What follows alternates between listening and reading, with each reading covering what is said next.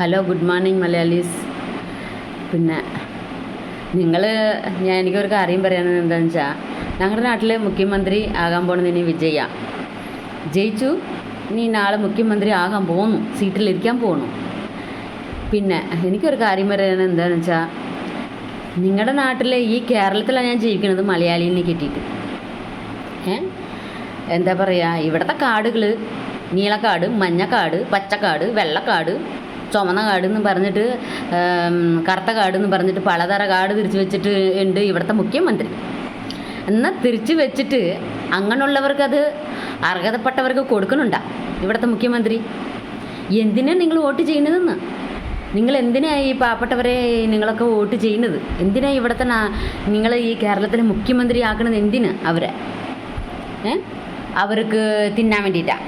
അവരുടെ മക്കൾ, പേരക്കിടാങ്ങൾ, അവരുടെ പാരമ്പര്യങ്ങൾ തിന്നാൻ വേണ്ടിയിട്ടാണോ നിങ്ങൾ വോട്ട് ചെയ്യുന്നത്? ആണോ? അവരങ്ങനെ കാറിലിങ്ങനെ എയറോപ്ലെയിനിലിങ്ങനെ പറന്ന് നടക്കുന്നുണ്ട്. നിങ്ങൾ എന്താ പറയുക, ഓരോരുത്തർ കാശുള്ളവരാണ് ഈ പാവപ്പെട്ടവർക്കൊക്കെ വീട് വെച്ച് കൊടുക്കുന്നത്. ഇവിടുത്തെ മുഖ്യമന്ത്രിയൊക്കെ എവിടെ പോയി?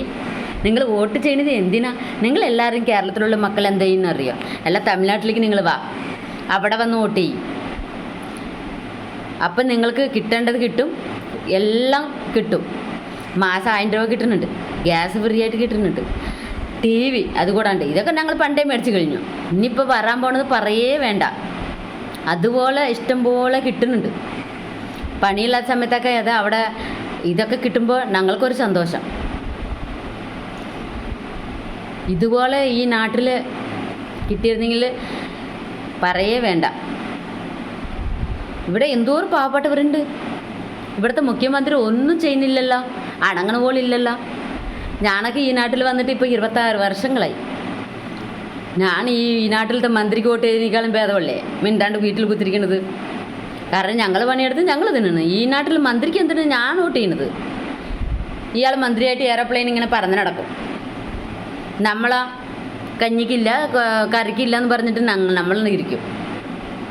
എന്തിനാ ഈ ഇടപാട് കഴിക്കുന്നത്? നിങ്ങൾ വോട്ട് ചെയ്യണതേ, കേരളത്തിലെ മക്കൾ വോട്ട് ചെയ്യണതേ വേസ്റ്റാണ്, വേസ്റ്റ്. ഒന്നിനും ഒരു കാര്യത്തിന് ഇടപെടാൻ വരില്ല നിങ്ങളുടെ മുഖ്യമന്ത്രി. ഇത് ഞാൻ വന്നിട്ട് ഈ കുറച്ച് വർഷങ്ങളായിട്ട് ഞാൻ കാണുന്നതാ. എന്തോരം പാവപ്പെട്ട ജനങ്ങൾ ആ വെള്ളപ്പൊക്കം വന്ന സമയത്ത് എന്തോരം ജനങ്ങളാണ്. ഇതേ ഞങ്ങളുടെ നാടായിരുന്നെങ്കിൽ അവർ എന്തെല്ലാം ചെയ്തേനെ അവർക്ക്.